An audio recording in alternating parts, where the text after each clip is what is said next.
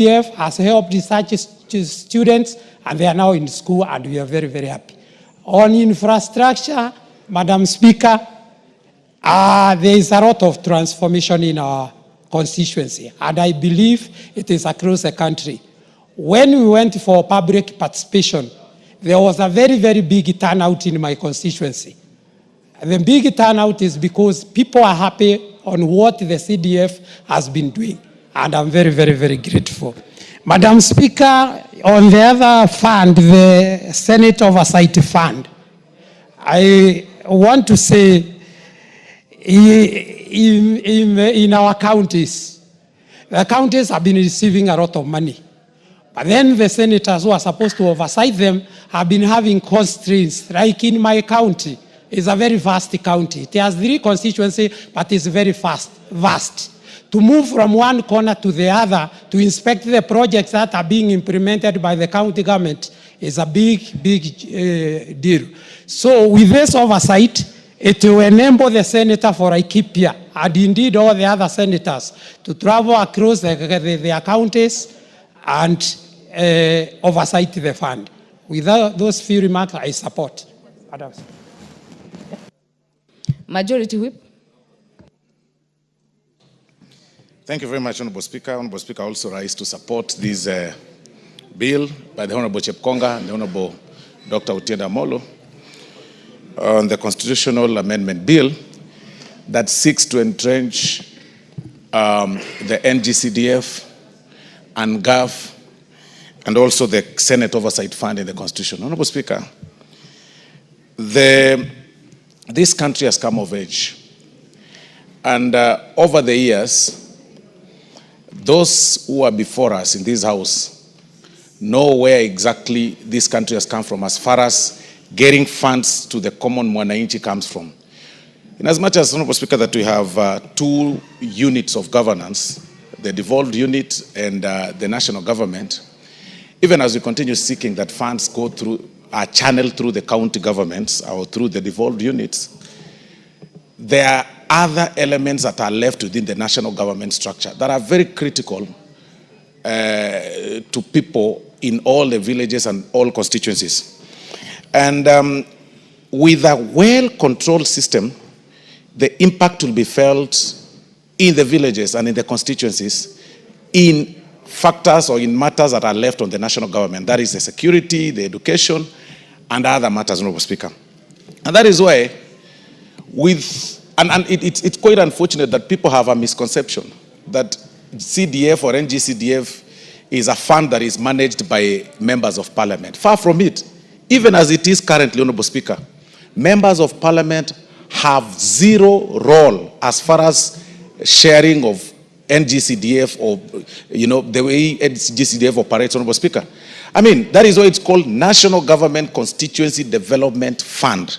It is a preserve for the national government with an autonomous structure of governance. We have the NGCDF board that does the approvals. We have the constituency fund managers that are employed by the national government constituency development fund.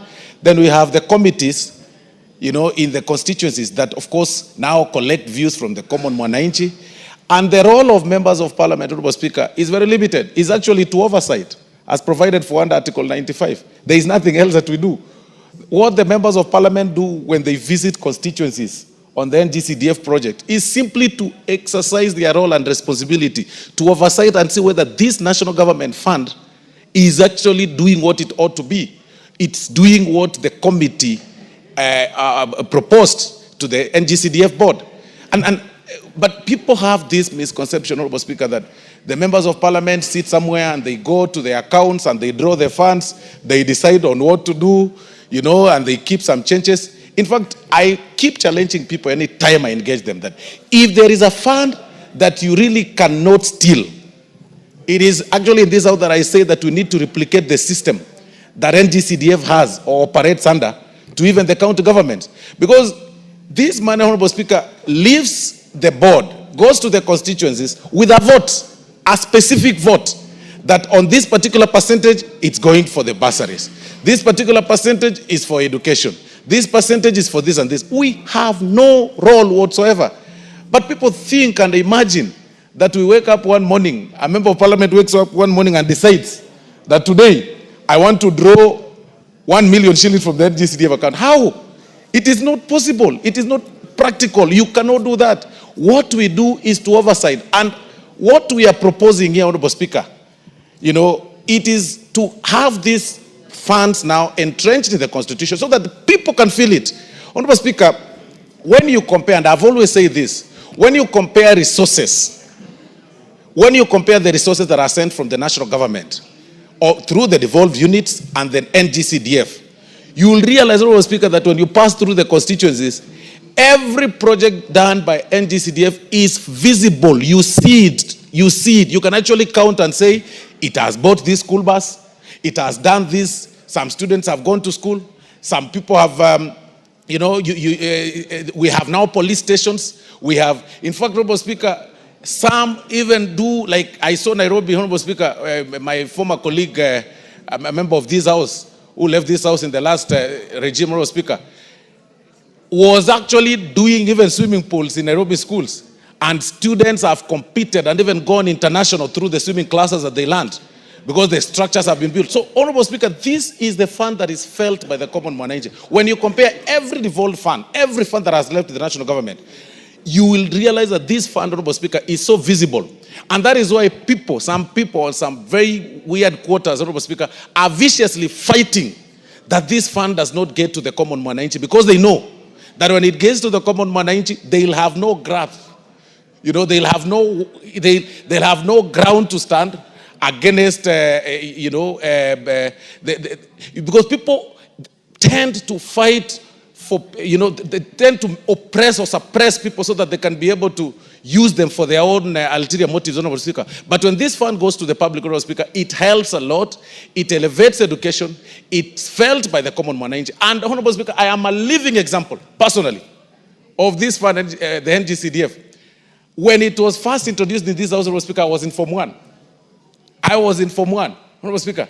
And the Honorable Mingo Magara paid my school fees, Honorable Speaker, through this NGCDF. That time the fees was about 3,000. And when I saw my name on the notice board, Honorable Speaker, I was very happy.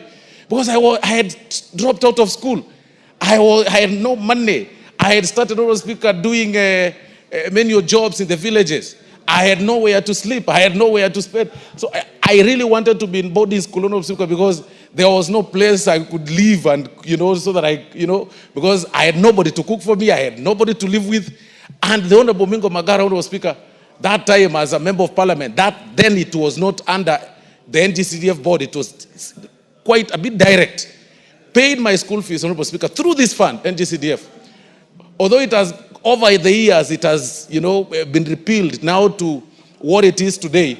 This is the time that this House needs to stand firm and support this particular bill so that this fund is felt, Honorable Speaker, in the Constitution. Then there is also the NGAF fund, Honorable Speaker. Honorable Speaker, women play a critical role in the societies. When you move around the counties, Honorable Speaker, you will actually see, in as much as the resources they get are meager, at about 6 million per county, or 8 per constituency, 42 million per county, or 50 or 60 million, you will see, we've seen water tanks, we've seen bursaries. They try to balance these resources and exploit them properly, and it's felt, it's quite visible compared to what we send in billions to the county governments, Honorable Speaker. If there is a fund, again, that we must support, that it should be raised even higher, it is the NGAF fund, even as we entrench it in the Constitution. So that you see it, it's practical. Honorable Speaker, we have water challenges all over in the country. We are not able to tap on natural, water that through the rains. But these ladies, the ladies that patronize this amount, Honorable Speaker, have been able to give tanks across the schools. Kids are not now being sent to, they're not being sent to the rivers, Honorable Speaker, for matters to fetch waters through the rivers and everything, because we are taking advantage of the rainwater, Honorable Speaker. So if there is another section of fund that we really must support, is the NGAF that our gracious ladies have been patronizing over the years, Honorable Speaker. And finally, Honorable Speaker, when we talk about the oversight, The reason why the oversight, the Senate looks crippled is because they are really not well resourced. You call governors who control billions of money to reprimand them. They look at you as paupers, and because you have nothing. Even going to the counties, Honorable Speaker, to see the count, what the funds, the devolved funds are doing, is a challenge to the senators. They struggle to get to the counties. There is no special budget for that to go to the county so that they can be able to see. The other day I saw senators, Honorable Speaker, in one of the counties when they visited some hospital, Honorable Speaker, and they really displayed quite disturbing images of patients sleeping, sharing beds, 3 patients, women sharing beds, Honorable Speaker, maternity wing. It's a very sad situation. We need to empower the senators. We need to give them the oversight fund so that when they see these things, Honorable Speaker, they can be able to work on it. So with those very, very remarks, Honorable Speaker, I beg to support and urge members to appear in the afternoon in large numbers and vote for this particular bill so that we can be able to see a meaningful development in our society. Thank you very much, Honorable Speaker. Dr. James Nyikal, member for Seme.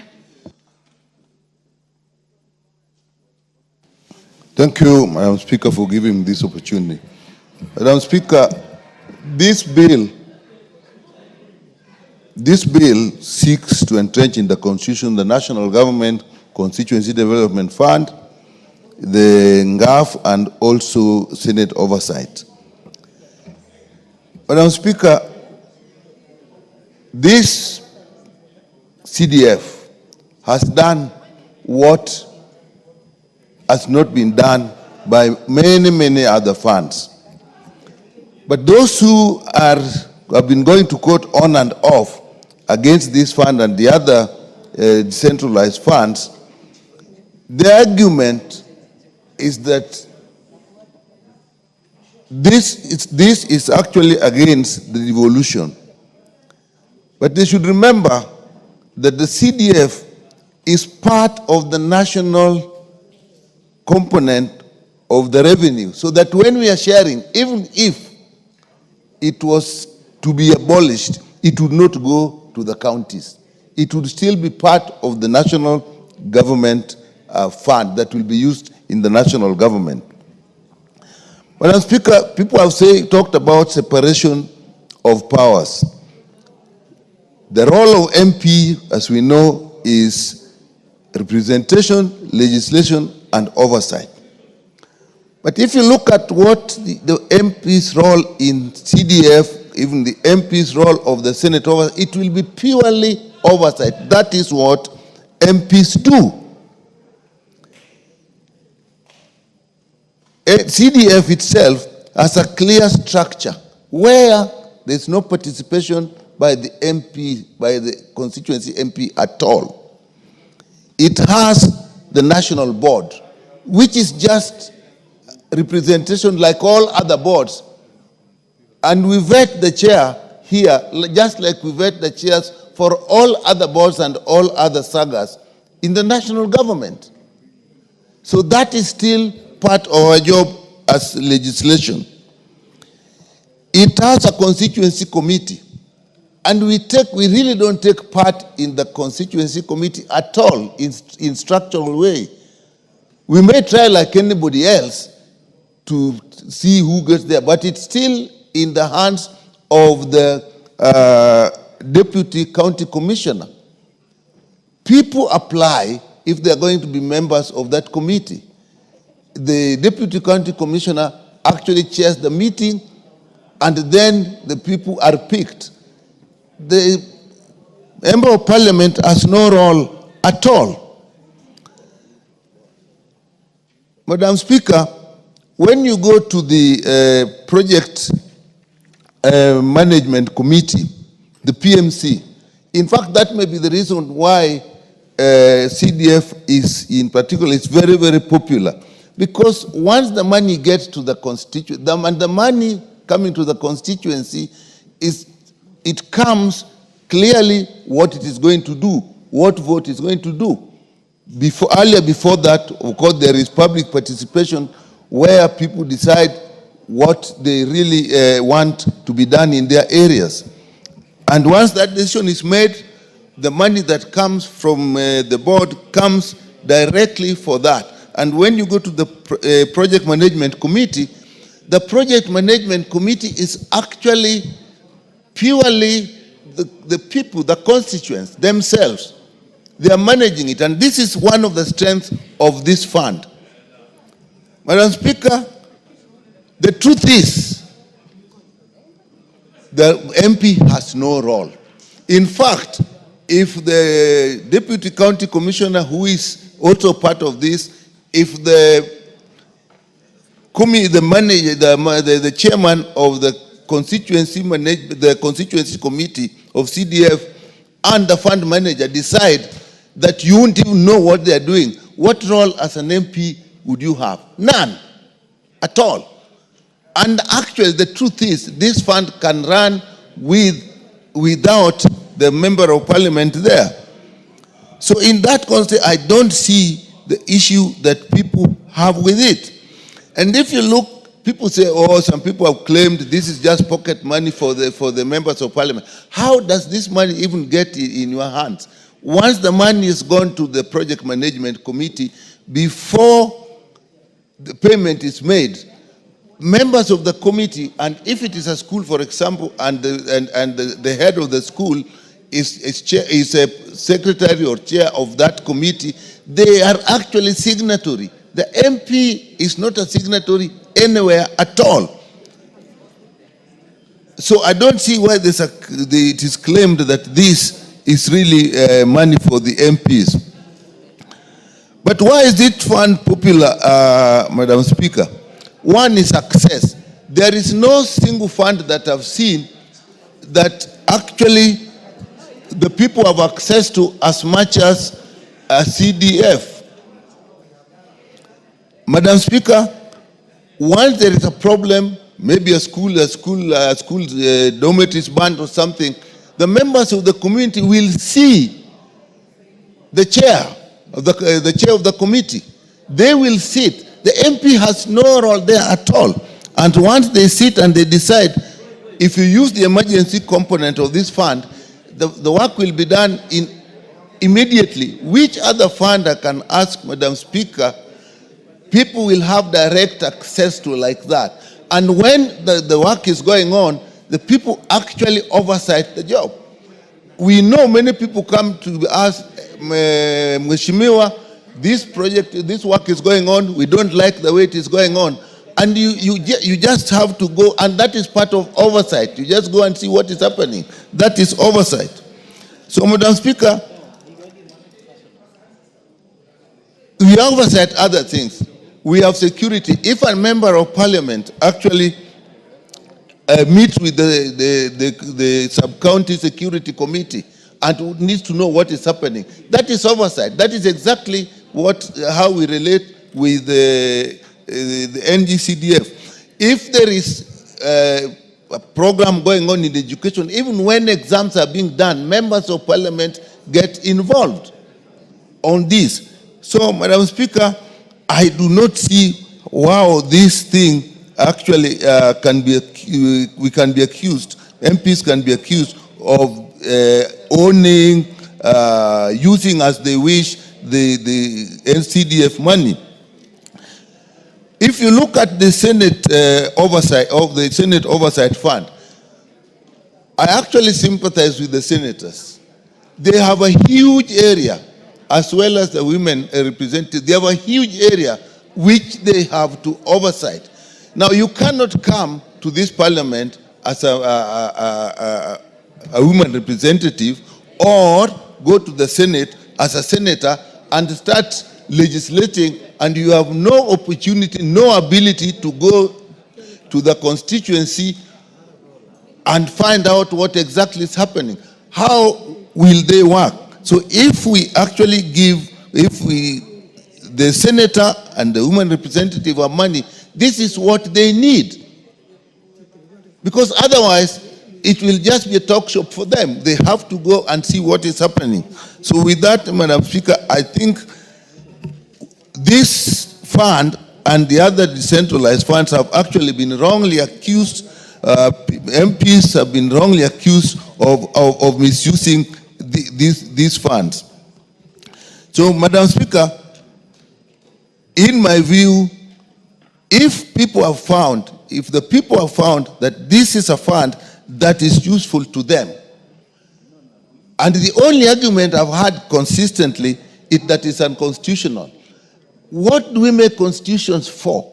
We make constitutions to guide our lives in a way that we find most useful and productive to us. Now, if we find a structure that is actually very efficient, even the overhead costs in CDF is actually the lowest. Why then can't we change the constitution so that we find something that works and that people that are popular with the people to be constitutional? So with that, Madam Speaker, I support this constitutional amendment. Honorable Jane Kagiri.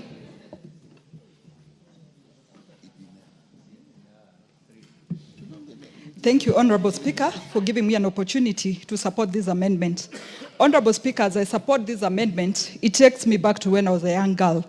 And Honorable Speaker, I was very excited and wanted to go to a boarding secondary school. Unfortunately, in Laikipia County, in those years, we did not have a girls' secondary school that was boarding. So my parents had to take me to another county to study for my secondary education. Years later, I kept wondering what had caused us not to have schools in our area. Honorable Speaker, if you look at a county like Laikipia, we had been neglected for very many years, and we are one of those counties that seek for equalization because of historical injustices. Honorable Speaker, years later, CDF was introduced. Today, I can call CDF the equalizer in this country, because based on the efforts of the members of parliament who have been elected in Laikipia, today we can pride ourselves for having boarding schools in our county, both for the boys and girls. Honorable Speaker, secondly, I would want to say many of our needy students have managed to get an education thanks to the bursaries given by our MPs in our counties and constituencies. Today, Honorable Speaker, I can still say Laikipia County is at 70% with semi-permanent structures in our schools.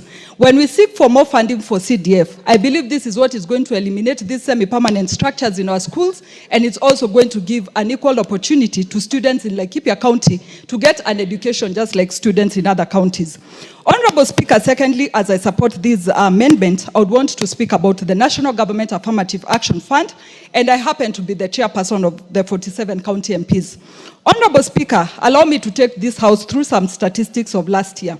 Last year, NGAF supported 50,000 students in this country through bursaries. 50,000 may look like a small number, but I would want us to picture 50,000 children getting an opportunity in this country. That is almost a whole constituency of people. Honorable Speaker, my question becomes, what if we had more funding to the National Government Affirmative Action Fund? I believe we'd be speaking of hundreds of thousands of students whom we have given an opportunity. In my own county of Laikipia last year, I managed to send 430 students for TVET training. And again, another 362 for catering classes. Today, I look back and think, these are students I have given a fishing line that rather than giving them a fish which they are going to keep coming back to. Honorable Speaker, these are opportunities that create empowerment for our people and give an opportunity to our young people. Honorable Speaker, speaking of last year again, we had around 3,000 groups supported through the National Government Affirmative Action Fund. Honorable Speaker, this may look again like a small number, but picture women, youth, persons with disability who have a source of income every day thanks to the funding that this National Government Affirmative Action Fund is giving them. Honorable Speaker, we are able to empower people with trolleys, we're able to empower them with shaving kits, we're able to empower people with tools of trade that can give them success in their businesses. Honorable Speaker, my final example would be last week when I was in Nanyuki. I managed to give my labor group that sits in Nanyuki town a concrete mixer. Honorable Speaker, my thought is that from that, these people will empower themselves, they will grow. In the future, they'll be the owners of buildings in that town. Honorable Speaker, I believe as women reps would also want to ensure clean drinking water for our people. Unfortunately, again, our funding is too little to ensure that every school has a water tank, to ensure every administration institution has water tanks, so that when our people go to be served, they can be served with clean water and resources that will ensure they continue living in better conducive conditions. Lastly, Honorable Speaker, based on the Education Act, we are only allowed to issue sanitary towels to our students in basic education. But Honorable Speaker, you and I know, The secondary students are the ones who are even more in need of sanitary towels. Again, our resources cannot cover all these students. That is the basic education as well as the secondary students. Again, Honorable Speaker, with an increased allocation for the National Government Affirmative Action Fund, we are going to be able to give more of our children sanitary towels and to ensure our girls remain in schools as they are supposed to remain in schools. Finally, Honorable Speaker, we are not just seeking for an increment.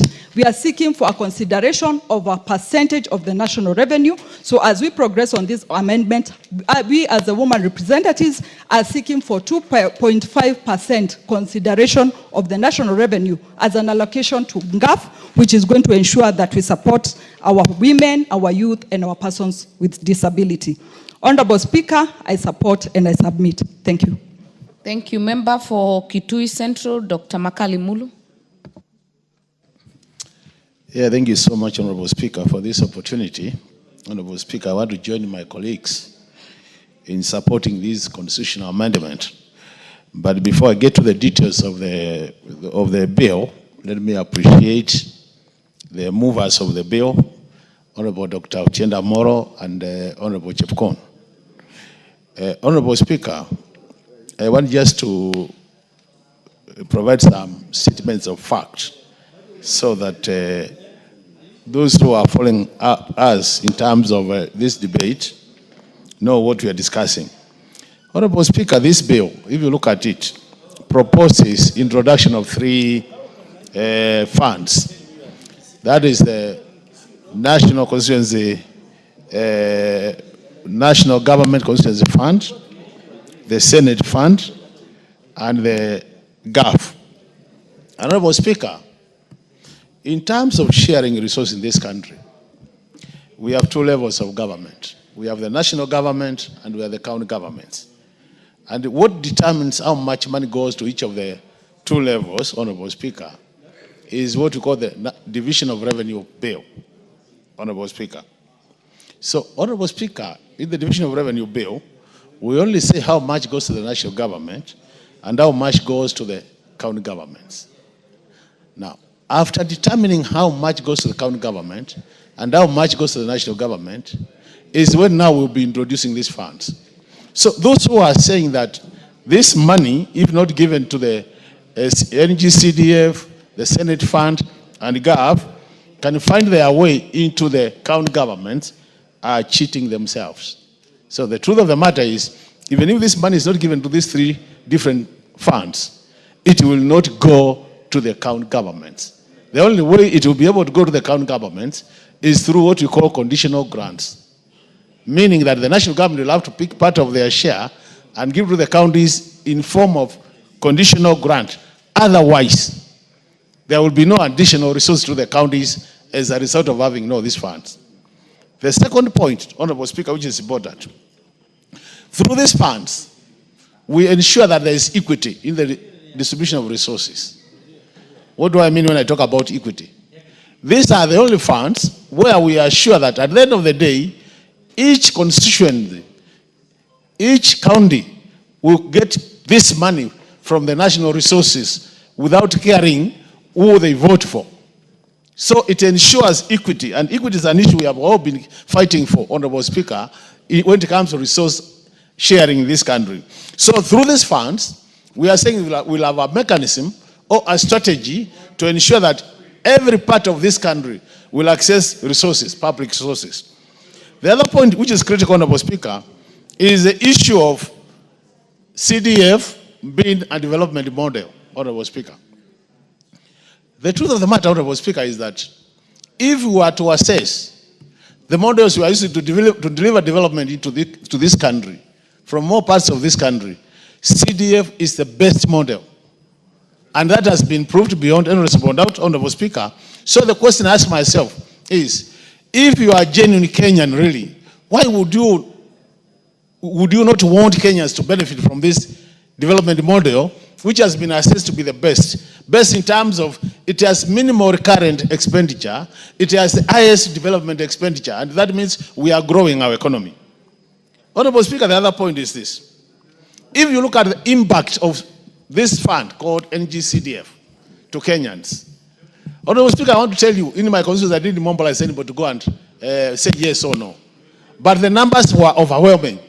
People on their own choice decided to go out there and make sure that they say NGCDF must stay, because it has had the highest impact to our people in terms of educational, infrastructural development, in terms of bursaries to our students and more so the needy students. And I want to specifically single out orphans in this country. Honorable Speaker, at the same time, this program called NGCDF has also assisted our security sector in providing the infrastructure for our security officers. So, if you look at the issue of highest impact in terms of positive impact to the Kenyans, this fund emerges as tops. And it's on the basis of that, Honorable Speaker, we are saying any right-thinking Kenyan should be able supporting enrichment of this fund in the Constitution, because it will help more people in the country and improve the lives of our people. The other point, Honorable Speaker, is the issue of public participation. The current act, the current NGCDF Act, Honorable Speaker, says every 2 years you conduct public participation so that you are able to identify which programs and projects should be funded to benefit our people. So, matters public participation is required in our Constitution, Honorable Speaker. I also adequately catered for in these funds that our people are able to come up there and say this is what we want to do, and on the basis of that, you have targeted development, meaning you are funding what the people are saying is their priority number one in whichever location they are in. And that is on that basis, Honorable Speaker, that I support these three funds. So, Honorable Speaker, without really belaboring the point, we are saying that I want to urge my colleagues to support this constitutional amendment, and we can only prove that we are in support of this by availing ourselves in the afternoon, so that the required 2/3, Honorable Speaker, we do not even achieve 2/3, we actually achieve 100% in support of these three funds. That will help this country and will be moving in the right direction. So colleagues who are out there and who are watching us or listening to us, make sure by 2:30 we are all full house so that we support these important three funds. And by that time, Honorable Speaker, then we'll be helping this country. With this many remarks, Honorable Speaker, I support. Thank you so much. Very well. Honorable members, I see there is a lot of interest. Though we have 10 minutes per member, if we can try and shorten it, more people will speak. We cannot do that by the standing orders. It has to be personal conviction to take short time. Member for Kitutu Masaba, Honorable Gisairo. Thank you, Honorable Speaker. Firstly, let me start by congratulating and thanking Honorable Tiende Amolo and Samuel Chepkonga for bringing this bill to this House. Honorable Speaker, the Constitution of 2010 had very good intentions on devolution. However, it didn't foresee a point where we are going to create 47 demigods. People who control funds, but funds that does not reflect in the lives of the people. Honorable Speaker, the 47 demigods know that they cannot be summoned by this House. But they know they can be summoned by a Senate which has little or no say on the direction of whatever they do. The senators are not even able to know what actual projects are taking place in their counties. To a point, members of parliament are called by the constituents to complain about dysfunctional services in the counties, matters that should be handled by senators. It is in that spirit, Honorable Speaker, that we feel that the senators should get the Senate Oversight Fund. This will allow them to walk the streets of their counties, visit dispensaries and hospitals in their counties, visit primary schools with ECD classes to confirm whether those infrastructures are being done and done in the right